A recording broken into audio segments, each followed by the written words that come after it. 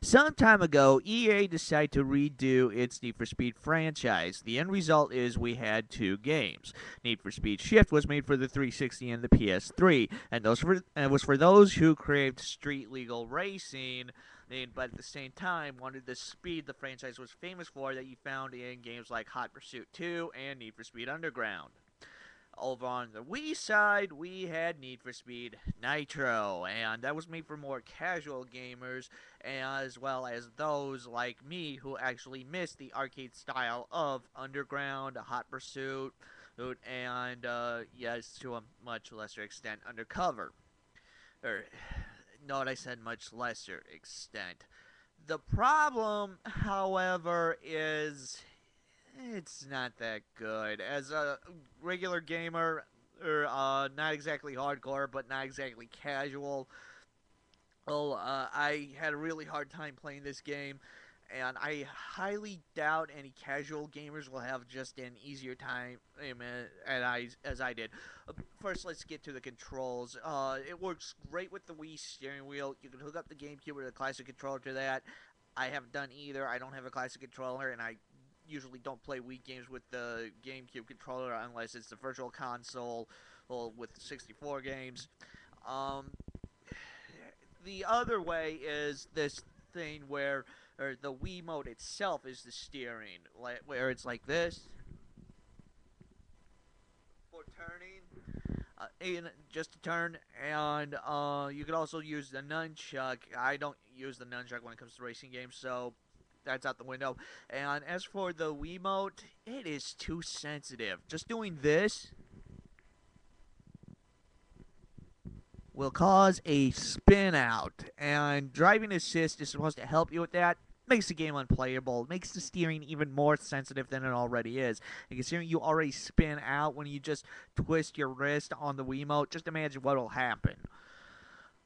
And car customization, it's great, bar none. One of the best car customizations you can have in a Need for Speed.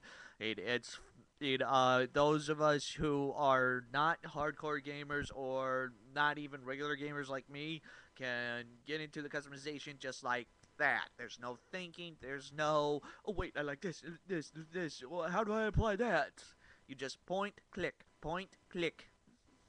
Like, like, uh, it's very simple, yet at the same time, it is very fun, and you get the car you want. Although it is next to impossible to make a Herbie. Yeah, there's a classic VW bug in there. I tried to make a Herbie, so it's like you can come up with 8% of the cars that pop in your head.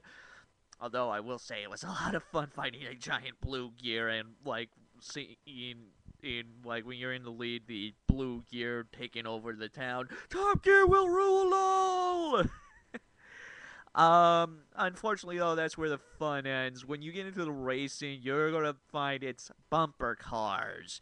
The AI really doesn't like it when you're winning, so they either speed up, rubber band, and AI, or they will crash you. Cops are there, but they're there to prevent you from winning the race. They won't capture you or anything, so like half the thrill of having cops in Need for Speed is gone. Let's see here. What else did I have issues with in this game? As I mentioned, it'll be like bumper cars. Or at times, if you're not crashing into cars, there will be times where you're crashing into the walls. A lot. And some of the goals are a little on the impossible side, at least for me. If anybody else got them, great. Me, I had a harder time because like one of the goals is to get to point B in 42 seconds. Unfortunately, the way the game is set up is you have to who drift on draft on the turn, and the way they set it up is you slide a little bit, you keep hitting cones, they knock off 1 second and or add on however that math works. So yeah, it's kind of hard to do that. But the racing environments match the cartoony atmosphere is going over, but it felt less like Need for Speed in some spots and more like you were racing Hot Wheels. That's the best way to say it.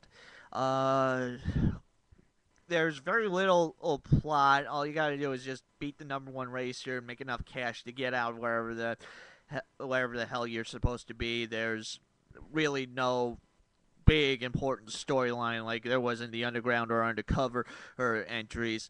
So the bottom line is this: if you're a Need for Speed fanboy who absolutely loves his speed, you'd rent this game, get Shift.